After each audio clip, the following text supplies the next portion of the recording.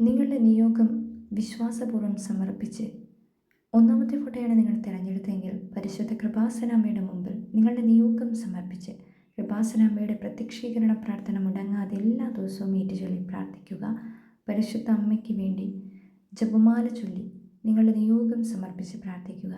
രണ്ടാമത്തെ ഫോട്ടോ തിരഞ്ഞെടുത്തവർ പരിശുദ്ധ അമ്മയുടെ മുമ്പിൽ നന്മ നിറഞ്ഞ മറിയമേ എന്ന പ്രാർത്ഥന 7 ദിവസവും മുടങ്ങാതെ ചൊല്ലി പ്രാർത്ഥിക്കുക.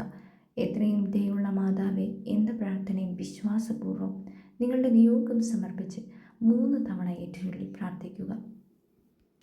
നന്മ നിറഞ്ഞ മറിയമേ നിനക്ക് സ്വസ്തി, കർത്താവ് അങ്ങയുടെ കൂടെ സ്ത്രീകളിൽ അങ്ങ് അനുഗ്രഹിക്കപ്പെട്ടവളാകുന്നു.